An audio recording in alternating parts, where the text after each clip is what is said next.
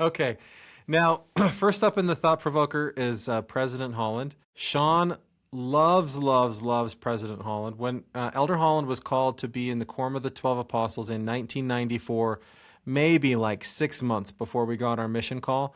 And when I was in the MTC, all I heard was Sean talking about Elder Holland, Elder Holland. I was like, whatever. He's just one of those 12 old dudes. But then he came to our mission in November of 1995. And so I first want Sean you to go ahead and tell us what you.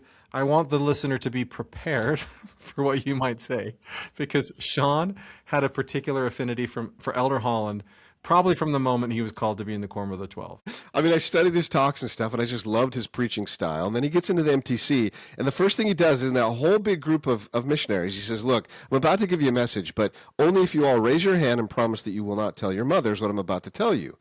And I was like, what? You can't do that. What are you talking about? And he was like, I'm serious. Raise your hands and make sure promise me you won't tell your moms what I'm about to tell you. So we all like reluctantly raised our hands. And his message was so just me. It was just, he says, look, you got to go out there and work so hard that you will be brought home on a stretcher. And that must have impacted you too, Matt, because guess what? You worked so hard that we had to bring you home on a symbolic stretcher. I had holes in my shoes, holes in the bottom of my shoes for the last 6 months of my mission. He said in that talk, Matt, skip meals, don't sleep, work so hard seeking for the souls of God, the children of God, to bring them to Christ, that you're 110 pounds when you come home. And I loved that message, man. I was like, yes. Yeah.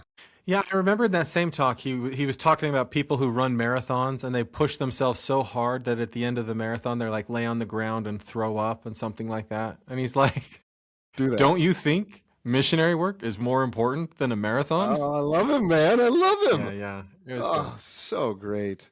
And then our mission was a small mission at the time. I think there were maybe 100, maybe 150 missionaries. We all gathered in a library room. So we had a very intimate gathering with Elder Holland. He shared the most powerful testimony of Jesus Christ I've ever heard in my life. So impactful. Yeah. Elder Holland was a great man. I'll give you just one quick story. So when he was there, he also the next couple of days he invited all the members to come and meet at the Bieli Lebed, right? We rented out this big, whatever it was, concert hall. It was a mall. Oh, yeah, that's right. A concert hall. Yeah. And all the members from all the other areas were bussed in, and we were going to talk. Well, that day I remember it was this beautiful snowy day, and we were out just inviting people to come see an apostle of God, a prophet of God. And there's this kid like off the corner of my eye waiting for me as I was talking to someone. I was like, oh, great. Matt, what is it usually if some dude is like menacingly like waiting over you? It's usually what? Gonna throw firecrackers at my feet?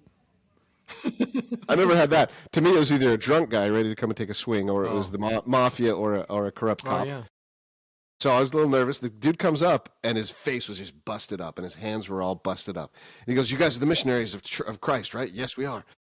Well, you guys need to save me. Like, I'm dead meat.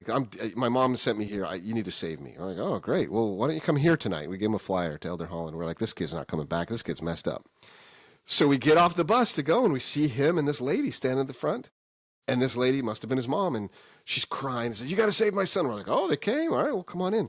So long story short, Matt, Elder Holland gave this it's such an amazing sermon. And if you recall, it went like 30 minutes long, and he didn't know why.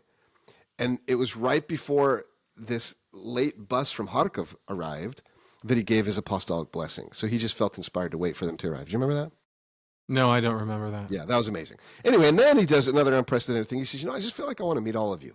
So do you remember that? Everyone got in a line and shook his hand. That's right. Well, this mafia kid, we couldn't find him. So the next day at church, we're like, oh, he shows up at church. And he gets up in his fast testimony and he says, look, I just want to share that I got in line and I wanted to meet. The whole meeting, I felt this weird feeling, this spirit, this love, I knew I had to change my life. And when he said I could meet him, I waited in line. And he says, when I got up to him and I shook his hand, he grabbed my hand, which was jacked up, messed up from fighting. He said he squeezed it so hard and looked in my eyes. And it was the most painful thing I've ever felt. And then he looked up and he stood up in that thing and he put his hands up. He says, he healed my hands. My hands were gnarled and broken from fighting, and they have no more pain, and they are not bruised anymore. He says, that apostle healed my hands. I'm like, what the heck? Wow. Is that really? Is that true? Wow. And then we started teaching the guy, and it was just pretty spiritual, amazing, like go from mafia to that. Anyway, yeah. Dude, I got a story after story for Elder Holland. He spit on me. Elder Holland spit on me, dude. He spit on my head. Not on purpose, but he Listeners, accidentally did. Sean loves Elder Holland. Sean loves Elder Holland. I do too, and I say rest in peace. He was a great servant for a long time.